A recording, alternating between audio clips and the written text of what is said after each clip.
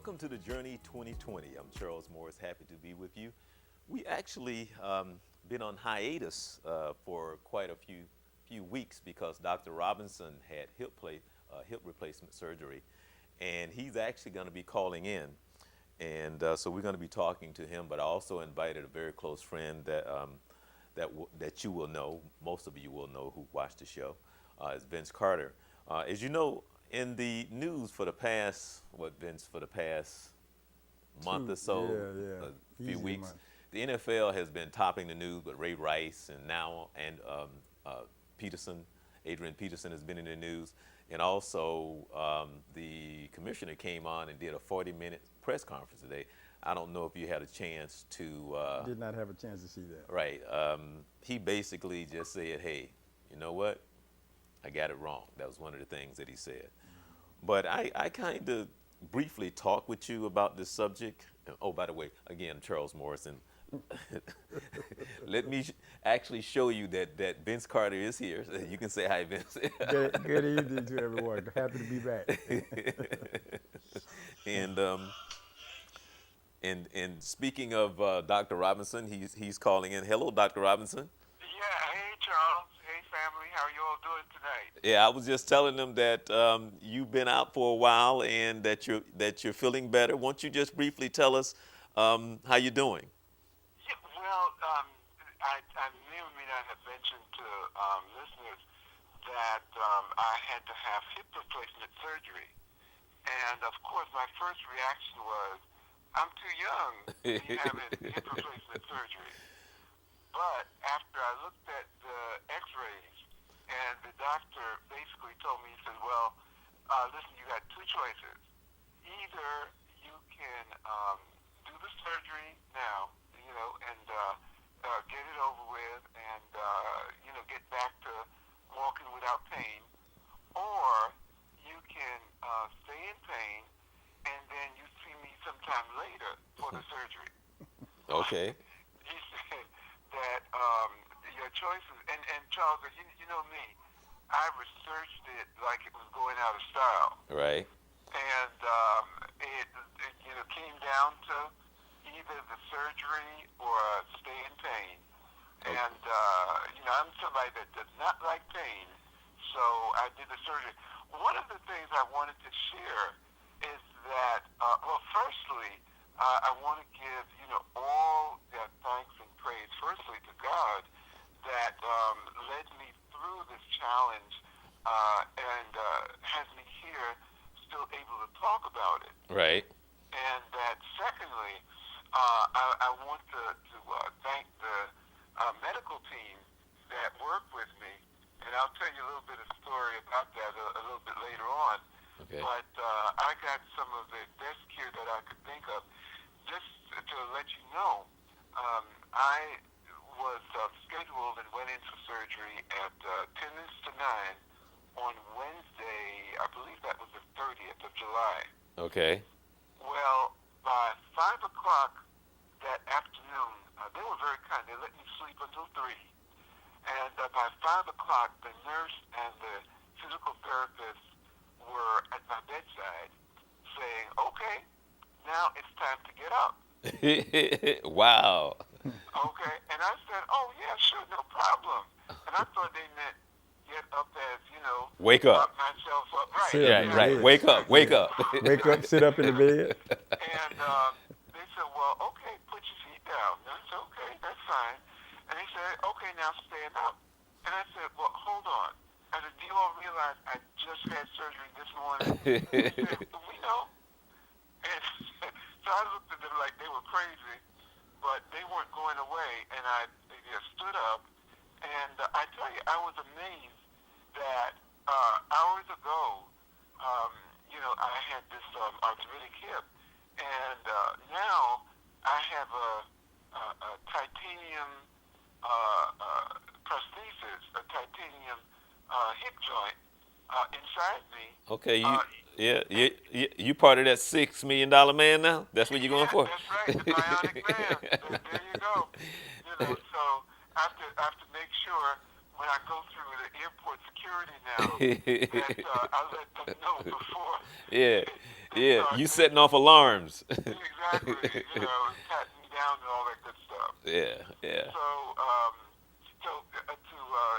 to tell you this part of the story, um, not only did they have me up at 5 o'clock that evening, the next um, morning they actually had me out of bed, walking about I would say 150 feet down the hall Hmm. and back, and I was just amazed. I was more amazed after they had 3 other sessions of physical therapy. And by Friday afternoon, now the surgery was on Wednesday morning. Friday afternoon, they tell me, okay, you can go home. Oh, okay. And and again, I said, well, you know, I had surgery Wednesday, and I had expected to be there until Sunday. Well, with the procedures that they uh, followed, and this is Florida Hospital, Winter Park, that they were telling me that everything looked good. They had done the blood work. They looked at the surgery scar. They looked at everything, and the way that I was walking on the walker, and sent me home. I think the person that was more shook up than anybody else was my wife, Uh-huh. because she said, "Now, how am I supposed to take care of of this big, man?" I'm going to say man. She said another word, but I'm not going to put that onto the airwaves. All right. And but they gave her all instructions, told me what to do, etc. And I woke up in my bed Saturday morning. So it has been an amazing step. Now I'm in the 7th week of recovery from the surgery, Uh-huh. and I am now walking without, any assistance, no cane, no anything. And I notice when I'm tired that I'll go back into a slight limp. But most of the day, and even now, I'm walking comfortably and with almost no pain. After the surgery, they have that 0 to 10 scale of pain. Right. My pain never got over a 3. Oh, wow. Yeah. Never over a 3. Wow. Never over 3. I Okay. was absolutely amazed. Okay. Well, But, yeah, go ahead. let me ask just one last question before we get on the topic today. Yeah. What is the estimate for you to have a full recovery? Well, they're saying that I should be within 3 months. Okay. They're giving it 3 to 6 months.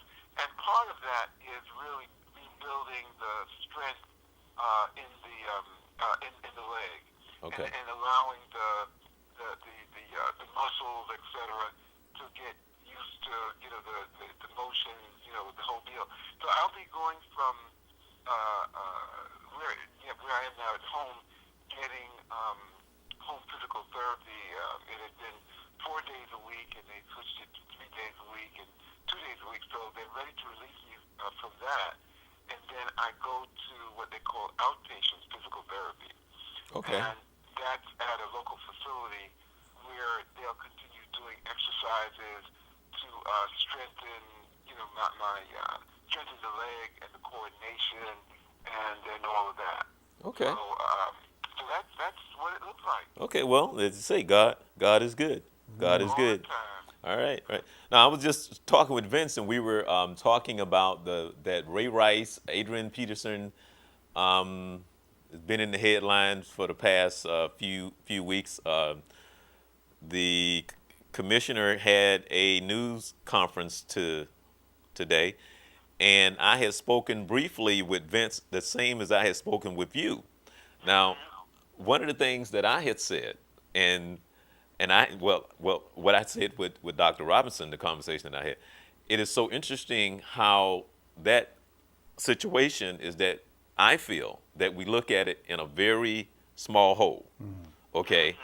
Because as bad as it is, as bad as it seems, there's still a lot of things that they're leaving out. And they're trying to, and rightfully so, trying to deal with a major problem in our culture. Yes, yeah. But Okay. when you when you see Ray Rice, and this is my opinion, this is just my opinion. Yeah, I think when the decision came down with Ray Rice, right. okay, it's like, okay, they looked at his history, right? Okay, well, you really haven't been a bad guy. You don't have a bad history of this and that. They may have had the conversation with him and his then fiancee wife, and things seem to be okay. Now, this is my opinion. Okay, okay.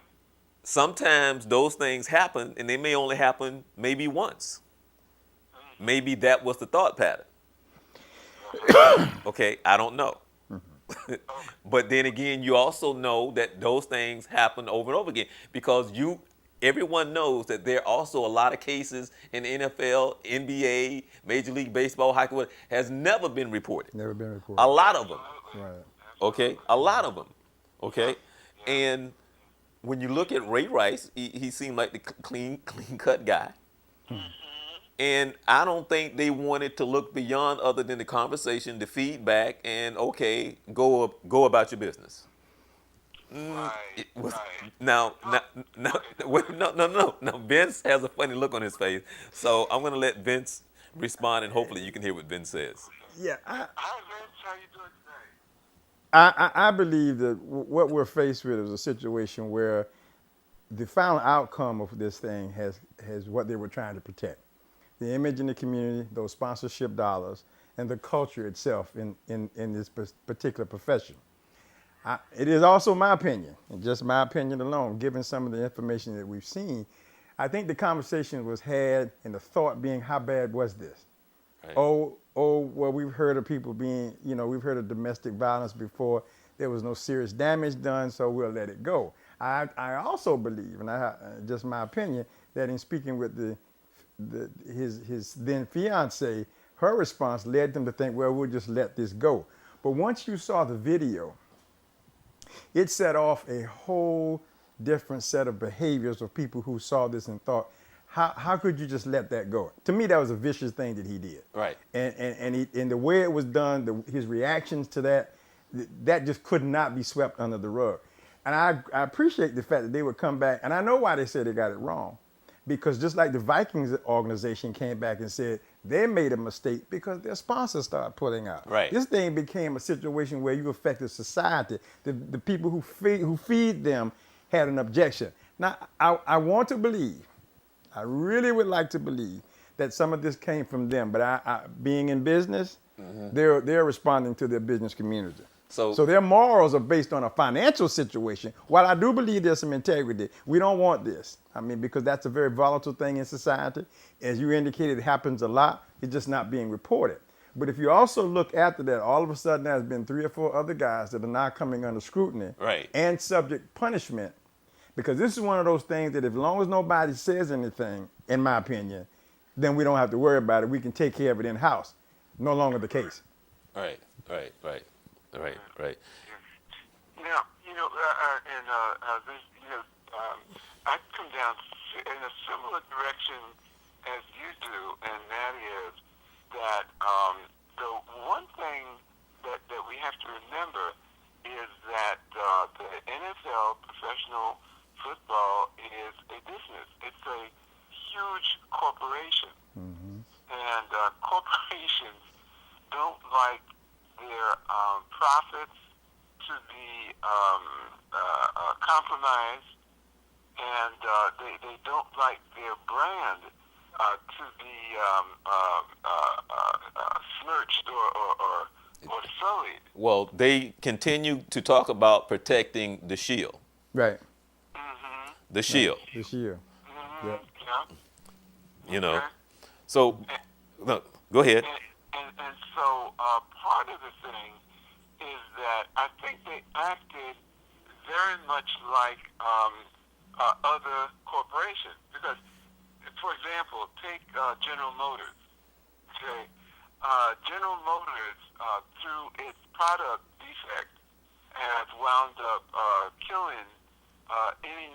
folks, and it's I forgot the name of the car brand now. Right. But the car was a well known and quite heavily bought car brand.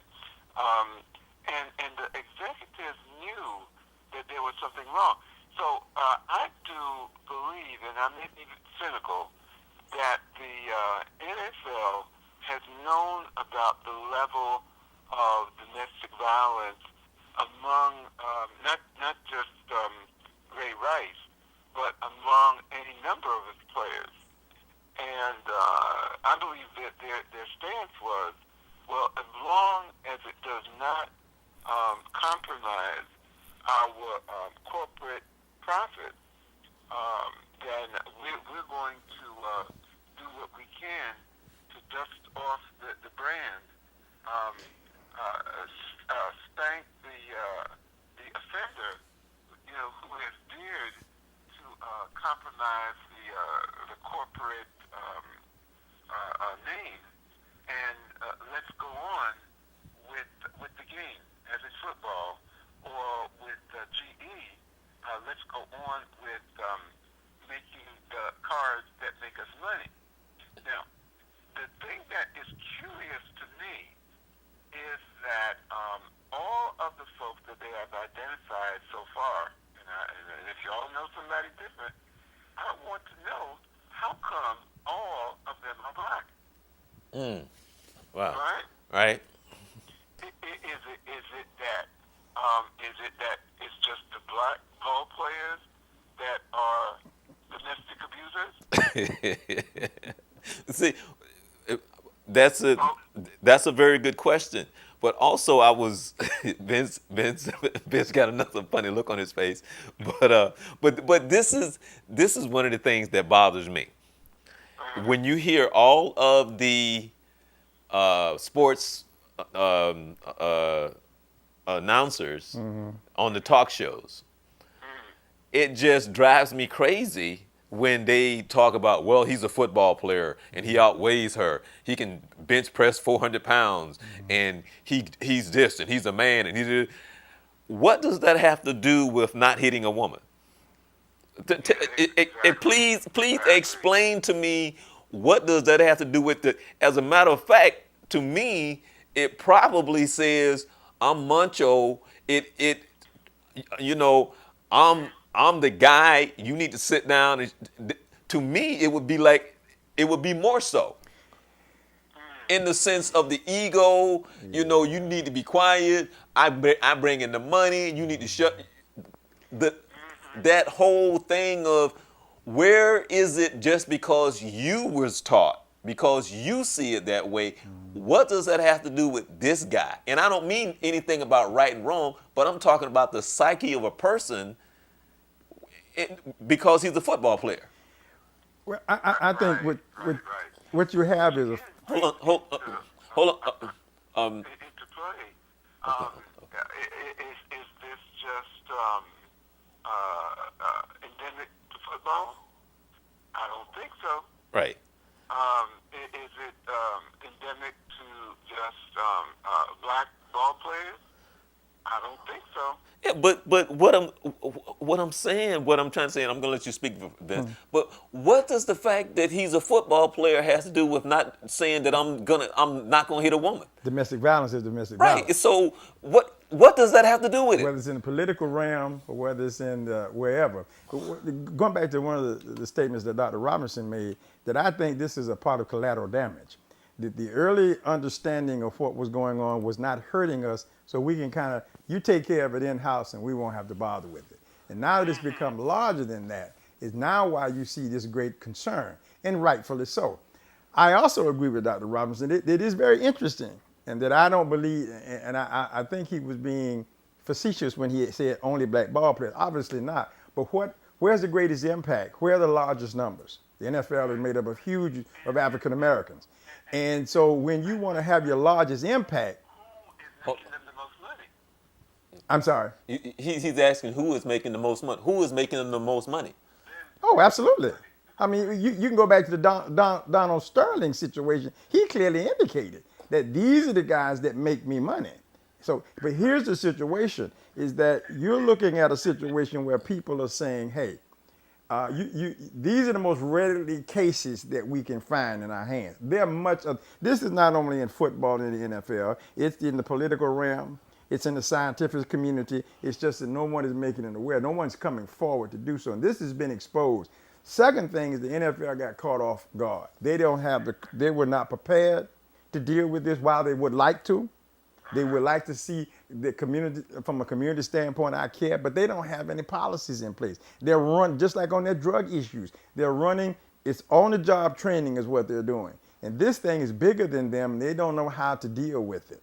So what they have done, they stumble and bumble it. They're grabbing every case they can. Hold on, Dr. Robinson. Hold on. They're grabbing the obvious case. They don't want to do an investigation. Okay, what we're going to do, we're going to take the most obvious that we see, which are some of the black ball players, because people are pointing them out, perhaps. But we have not gotten to the other ball players, because in the Latin American community, if you remember some time ago, we had a few of these. Wasn't highly publicized, but there have been some. So it's across the dynamic. However, the focus right now, because we need to have a theme, if you will. Here are the most ready. Let's show everybody what we're doing, so we're going to attack these guys. Is it fair? No. Does it save face for them? Yes. But it's not a fair representation of what's really going on within their sport and within society. Yeah. Mm-hmm. Okay, Dr. Robinson. Yeah. But one of the things, and I think this, we may be of a similar generation, but I know you probably remember back in the day when there were ball players, and the one that comes to mind particularly was Jim Brown. And everybody knew that Jim Brown had a well-worn reputation of violence against women. Absolutely. And it was kind of winked at, nodded at. There were some folks that even took some enjoyment, I have to say, out of his reputation, because at that time it was looked at as that he was a manly man, and that he wasn't going to take anything from a woman. Now, coming back to our current time, one of the things that and I know Charles has to remind me that I get into some of these sociological things that Charles has to remind me I'm a psychologist. But the thing that I have to say is that with these ball players like a Ray Rice, and again, I don't know his full background, etc. But my bet is that he did not get raised in a situation that taught him respect for women. And with many of the ball players that have come out of both the social circumstance and the family circumstance, where there was either no daddy in the home, or the daddy in the home was quote unquote the baby daddy. Mm-hmm. In other words, that would buy the Pampers and some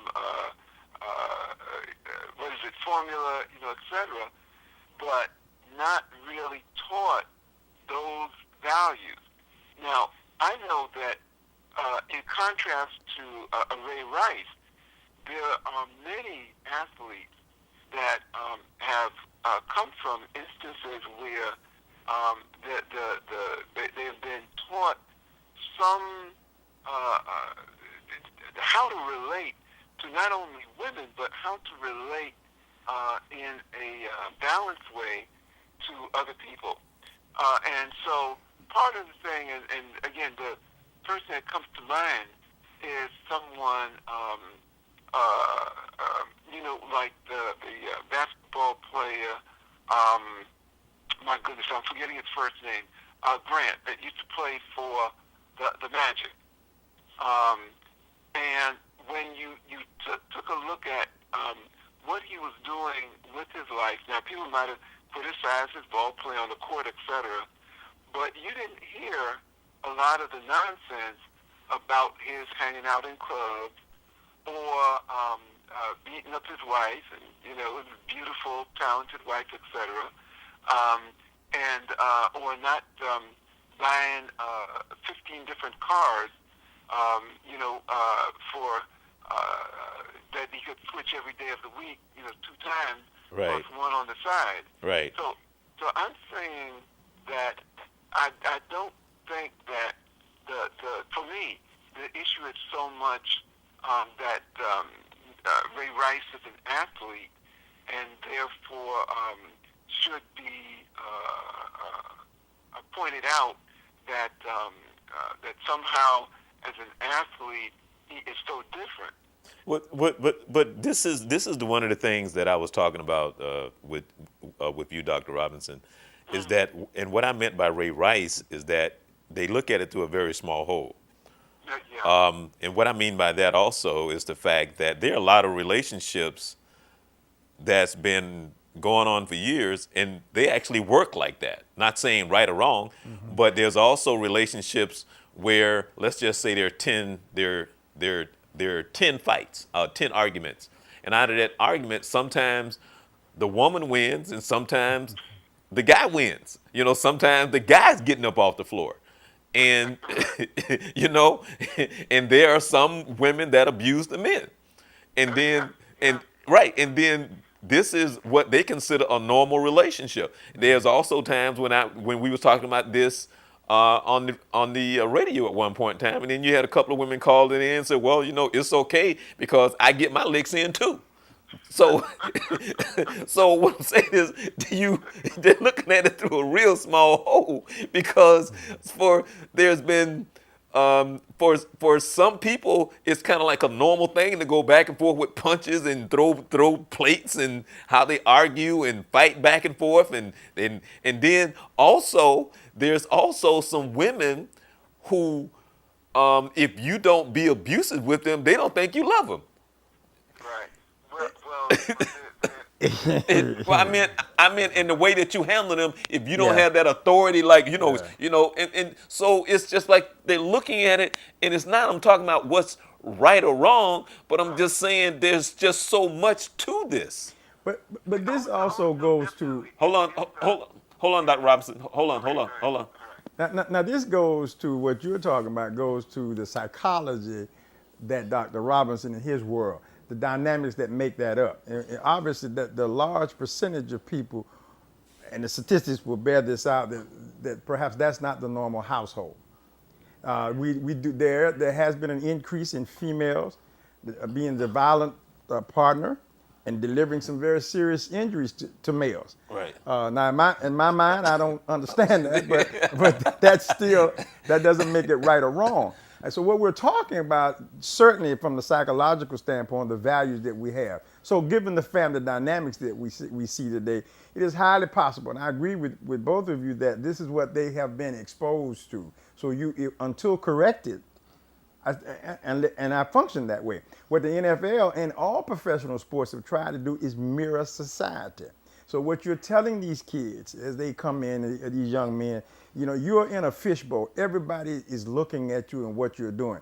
Can you regulate them as individuals? You don't know them as an individual. You only know them as an athlete. Right. The longer he stays on your team, in which today that's not a very long time in some cases, you get to know him, the person, and the family. Initially, most times when these kids come in, they are interested in the kid, not the family. Family's not making them a dime.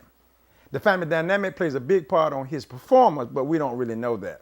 So I believe it's been swept aside that, hey, you take care of your family life as long as you perform for me on the court or on the field or on the football field, on the baseball diamond. Can we take him, to your point, Charles, as an athlete, is he excused? I don't think so. No. I don't think he's excused at all. I do think he has a responsibility because he is an image that we see. That's what we see, whether he likes it or not. He is, in fact, a role model. This behavior, going back to that family unit, is maybe it's normal for him, but it's not normal for society. And maybe it's normal for society, but I don't want to see it. Right. If you hit your wife and y'all fight at home, y'all keep that at home. I don't want to see it out here. And I think that's the case that you have, that we do have a lot of undercover situations like that that's going on. And I would agree with Dr. Robinson. The NFL, the NBA, the Major League Baseball, the professional soccer, they know about it, but there's no reason to address it because it's not harming us right now.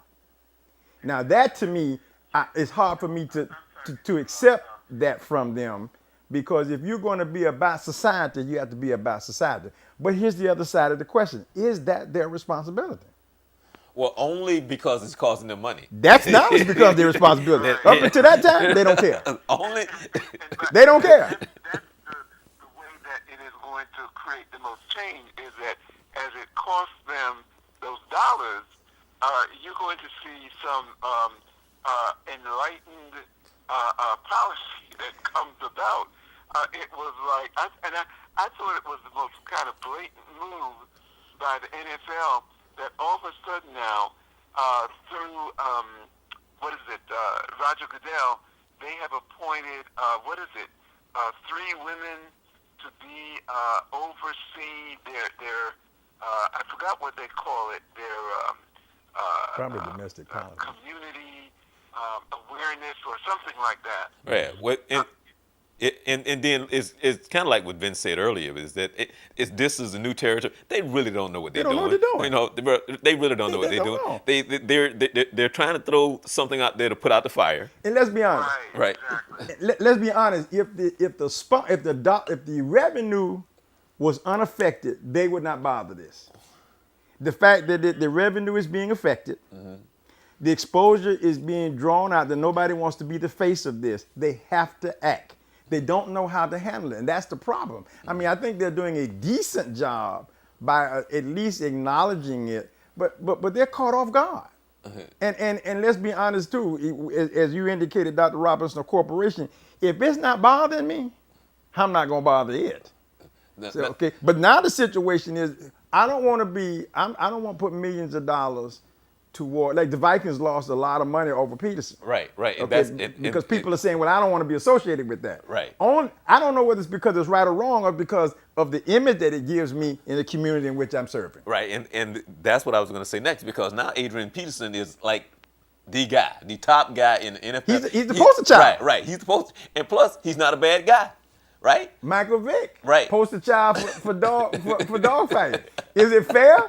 He's not the only one that dog fights, but he's the one that got caught. The one that they gave him that title. So I don't know about that. But Adrian Peterson. Now, having this conversation, not saying that it's right, but where I'm from, shoot, he's been a hero where I come from. Where I'm from, Whoa. The whole neighborhood would have been arrested. The thing I struggle with that, though, the only thing I struggle with about that is that the age of the kid. Yeah, now that's the old. problem I got. I really have, because I've been a parent, and I've had young kids, and I've had to, and I'm a disciplinarian. I was raised in a disciplined house, and certainly I picked up some of those characteristics. But I think there's a way. One of the things I never forget my mother talking to me about is, when I discipline them, what is my mindset? What am I trying to do? Am I trying to be forceful, or am I trying to make a difference? It's kind of hard for me to understand that you would attack a 4-year-old like that. But now I understand there's another allegation from another child that supposedly, which I think is older. Right, last year. Yeah, so Charles, I'm with you now. Where I come from, when I was much older than 4, this is normal. Right. I mean, I getting a spanking. Right. Oh, I wish I was getting a spanking. I was getting a whooping, which was a difference. Yeah, because it was very common to see the switches over in the corner. Oh yeah. It was very, and I think each one of them had a name. Yeah, and the longer they sit, the tougher they became. Right, and then there was a time. Now I'm just saying, there was the ironing cord days, there was the belt days. I got all of those. Yeah, so that's how it was in our, and that was a very, very common thing. Anger. If he did that in anger, then I cannot support even the concept of that you would attack that child in anger. That's a social. That's one of those social things, a psychological issue that you have to deal with.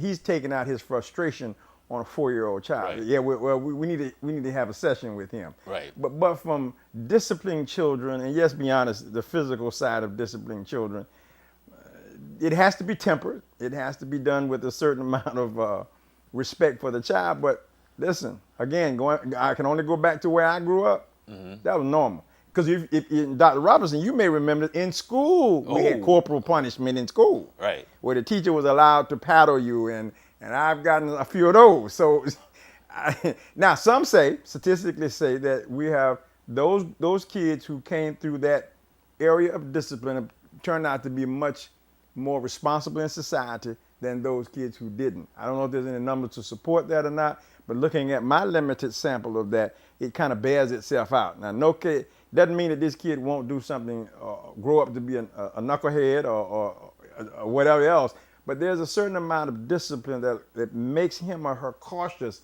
in the decisions that they're made because of some of the things that happened in the past from the disciplinary activities from home. So that's a touchy subject, but the way he did it, to me, there's no question that's wrong. Right. That's not even open for discussion. Hey, Dr. Robinson, are you still there? Actually, I think we may have lost him. But from that standpoint, looking at it, Vince, from talking about how it was when we were in school, okay, because it was very common in elementary school when the parent came and jacked you and spank you in front of everybody in that classroom. That was very common. Been there. Nobody said nothing. Called no one. What I'm saying, it wasn't like, ooh, your mama came in. No, it was kind of like, because you knew you could be next. You could be next, absolutely. And so you was kind of like, yeah, you was quiet. Yeah, very and much you ain't go pick at him or her or nothing. You was kind of like, I'm glad that's not me today. And you left that alone. Yeah, and that's what we look at our society today, though. Yes, that's something people say, well, that was back in your day. Okay, I would agree, because I can think back to the military, the way the military treated a lot of its recruits and doing basic training. I know when I went through basic training was tough, but he was even tougher before I got there. And that you look at the way they treat those guys in the military. I mean, there's been some sensitivity to this whole thing about how you address and discipline others, but again, I think Adrian Peterson I hope from this particular situation, there's nothing to be said. A 4-year-old, I mean, come on, what could a 4-year-old have done? Right. They warrant that kind of a whipping, I think. Yeah, Dr. Robinson, we was talking about Adrian Peterson. I think we lost you for a second, but we were talking about what may have been the mindset of Adrian Peterson, but we was also talking about how normal it was to be spanked in our time coming up. Not necessarily as a 4-year-old, but Vince was talking about it was very normal, and I was talking about the switches that was over in the corner. I was also talking about the ironing cord. I was also talking about when you got spanked, when the parent came and you was spanked in front of everybody in the classroom, and nobody said, nobody picked at you. Everybody was kind of like, I know that could also happen to me. You know, and right. And then Vince also said something. Say that again, Vince, about the statistically.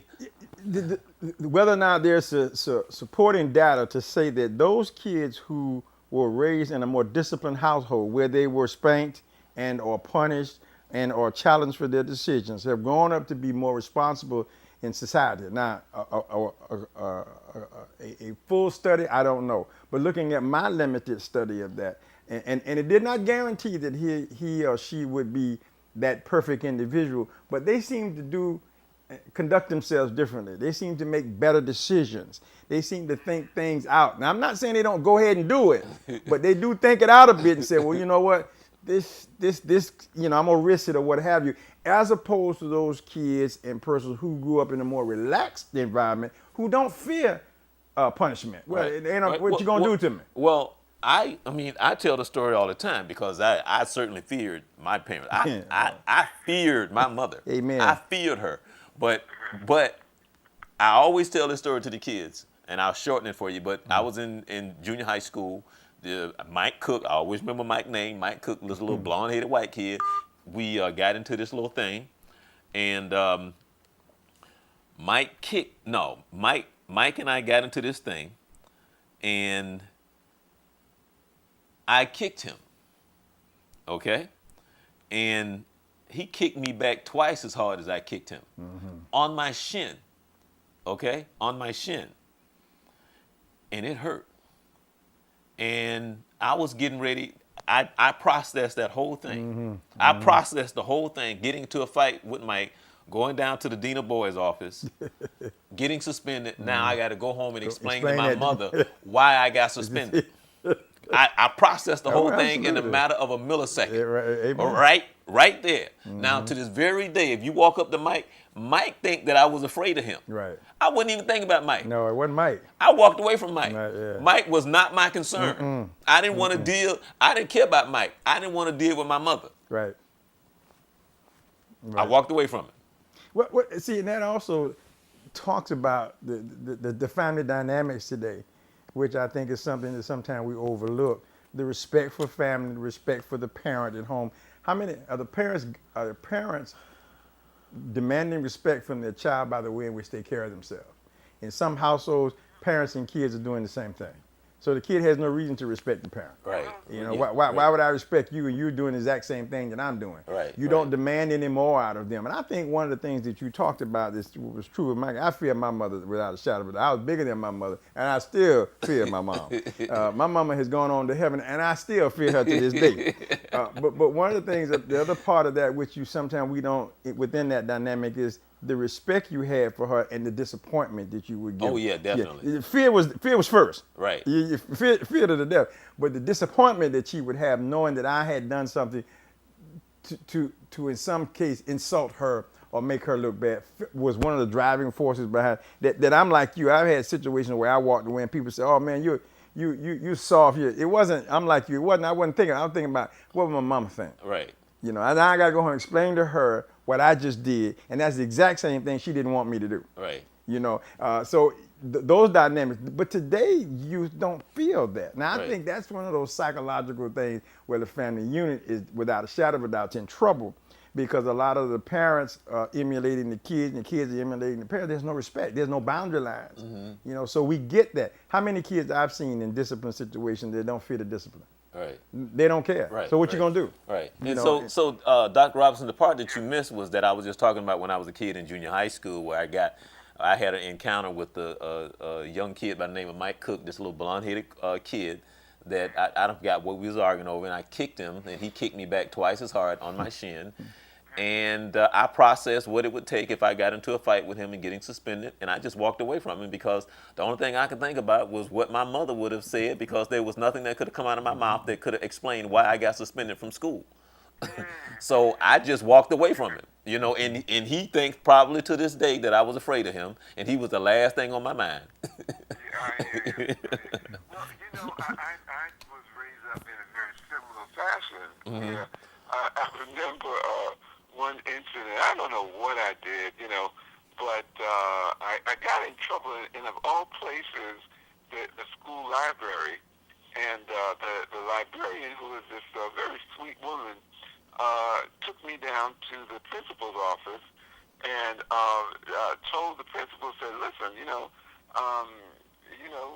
John and so and we need to call his parents." Well, when I heard call parents, let me tell you, Charles, I laid out on the floor, and I said, please, whatever you do, please don't call my parents, because I knew that the cost of that was going to be, firstly, my father, who was the one who usually would come to school, you know, if that was kind of situation, and that it would mean his having to take time off from work. And so he'd already be mad. And then I have to deal with the fact of what did I do to cause the teacher to have to send me down to the principal's office. So that if you will call it fear of parents was very much part of my upbringing.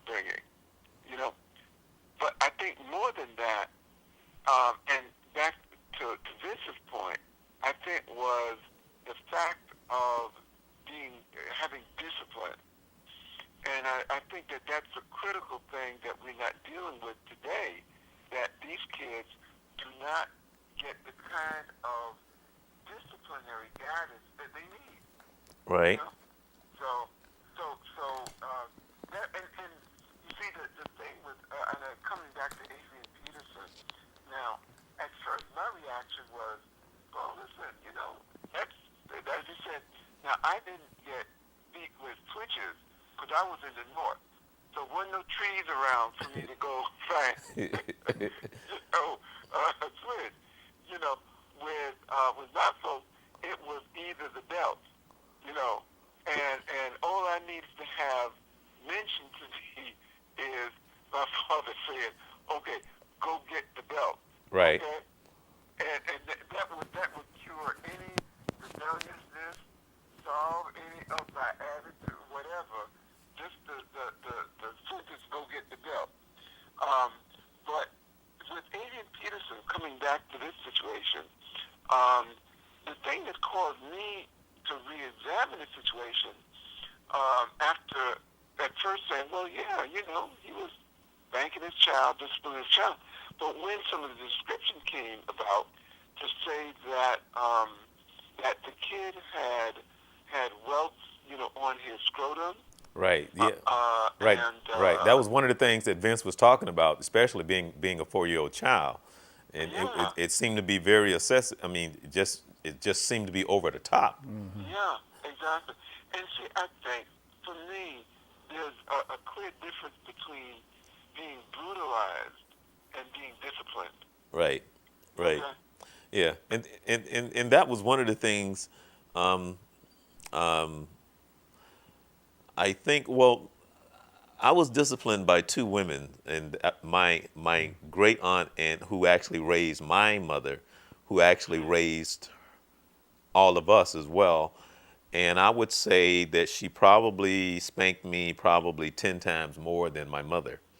Okay. By far. And I knew when I woke up that day I was good for at least maybe 5. No, yeah. But I'm serious. I would get spankings for stuff that I probably would laugh at my child about, but that's how That's how, yeah. but that was her mindset. She's the one that taught us yes ma'am, no sir. She's the one who made sure we was in church and da da da and but that's how she was.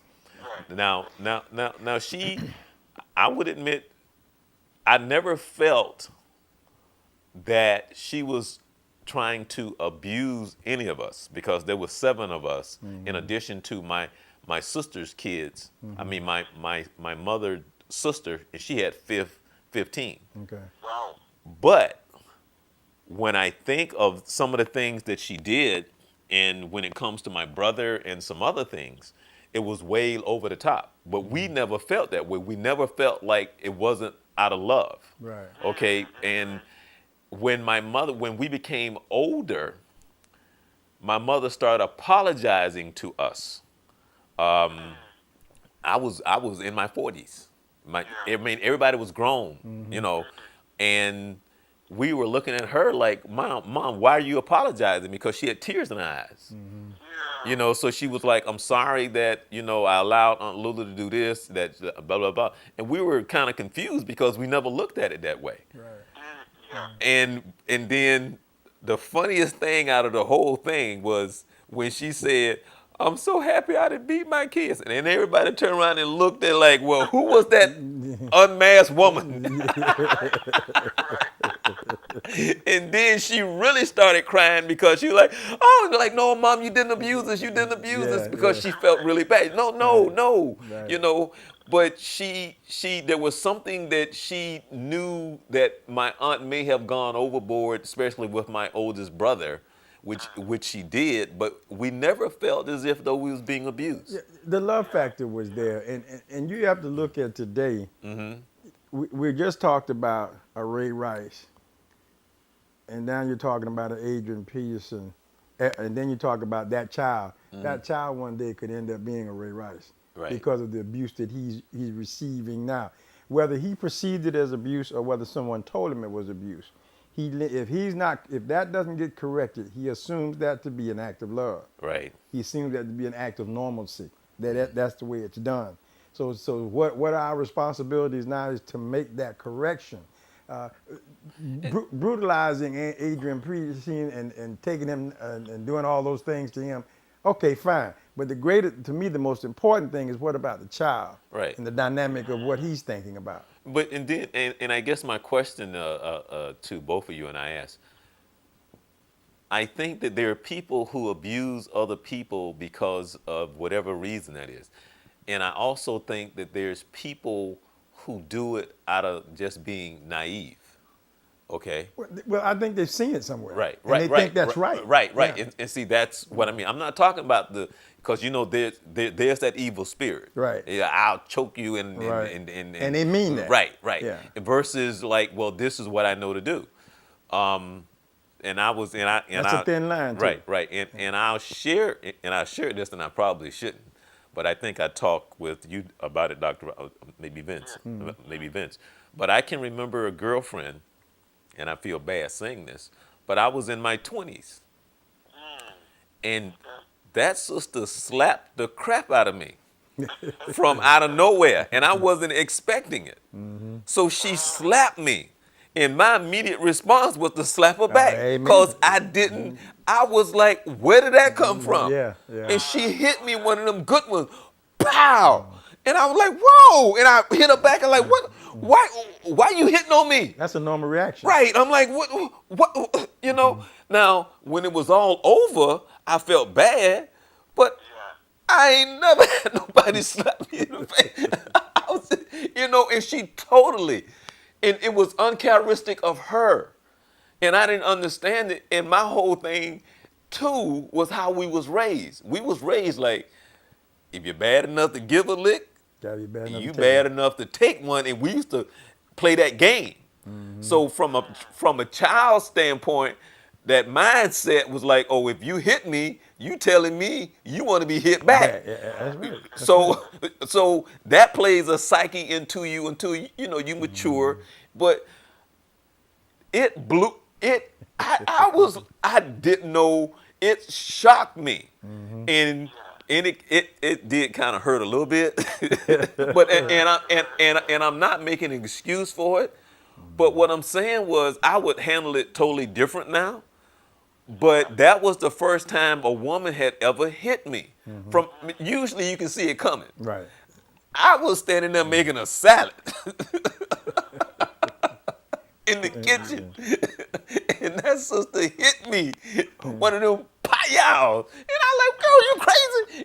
And I hit her back, and that is probably, I would say, I've always, as you get older and you look back on it, you like, wow, I wish that I could have handled it differently, but that's how it was at the But time. that's how, unfortunately, those type of exposures are learned on the minute. Because I mean, and also you take for instance in the household I was raised in, I was taught you don't let nobody hit you and you don't hit them back. Right.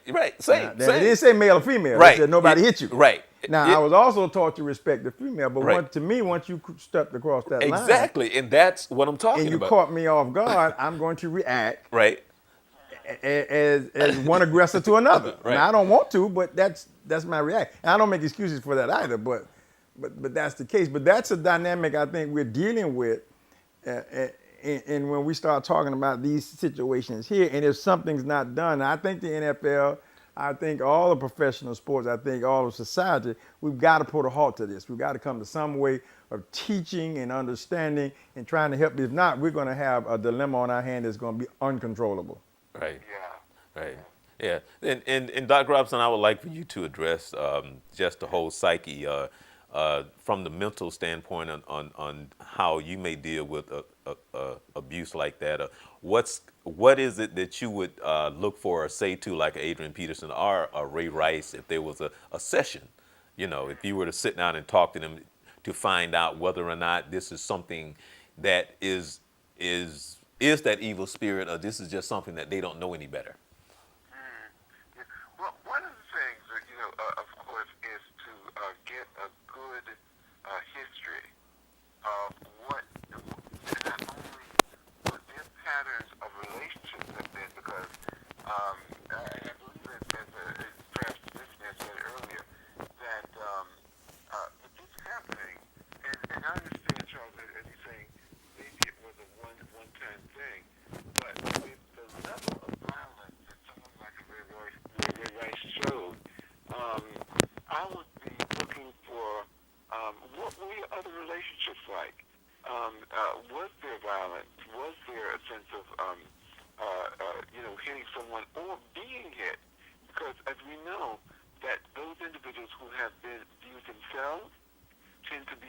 factors. So taking a look at that, would be the first step.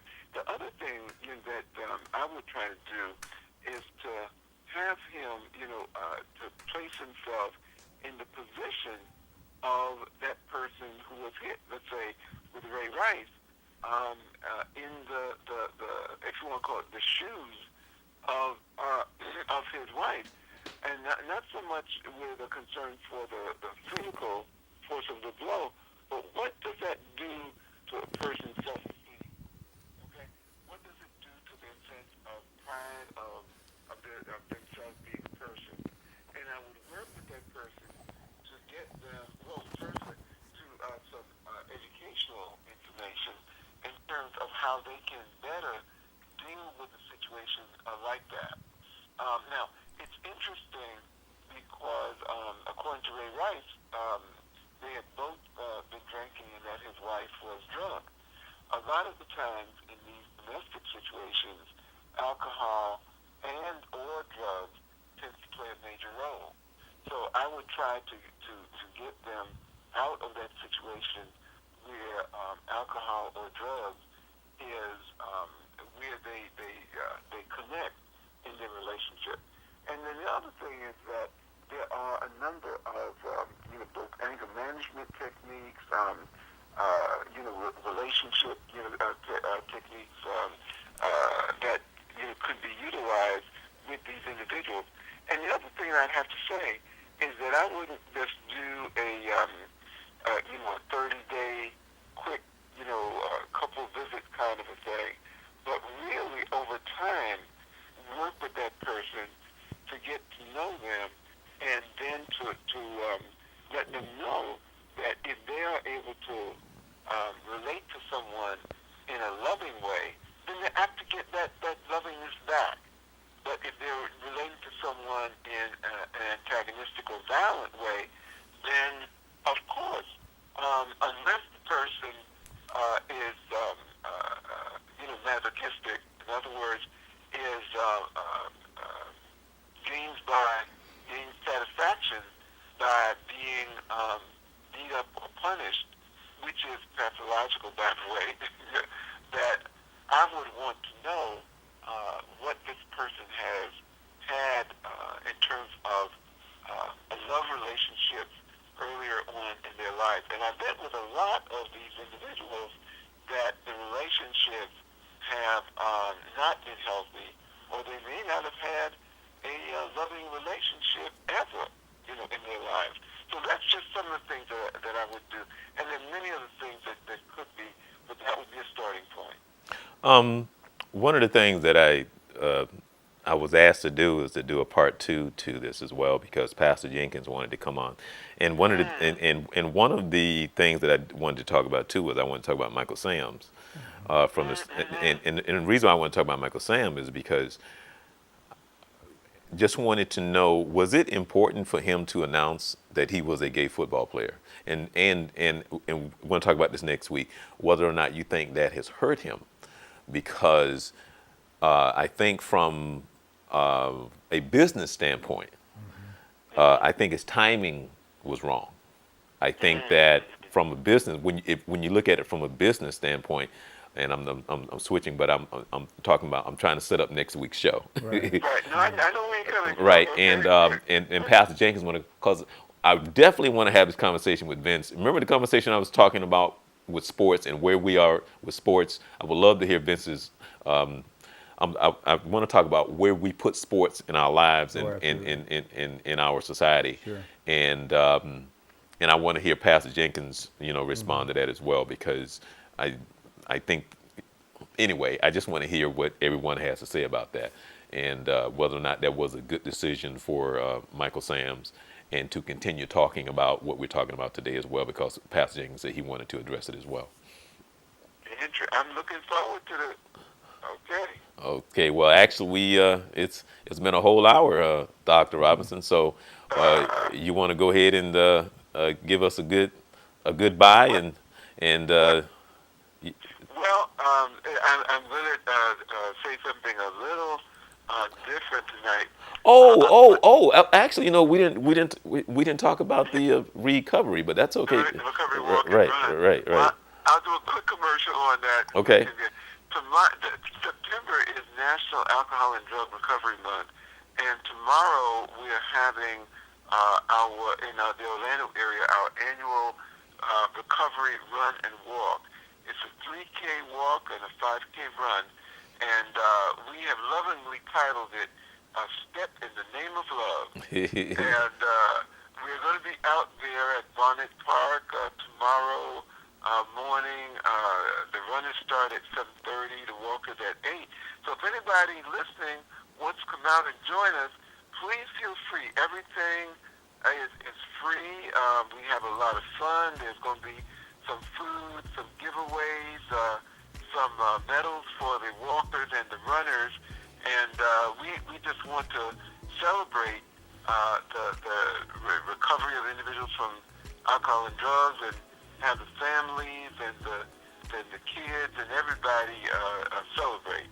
So come join us, Barnett Park, 7:30 tomorrow. All right, Okay? all right. And with that, as we like to say on the Journey 2020, the journey is from me to you and from you to me. And together, we can make our lives, our world, and our spirits a better place for everyone. All right. Well, thanks, Vince, for taking the time. My pleasure. Looking forward to seeing you next. Looking forward to it next week. All right, All right. all right, everyone. Have a great weekend.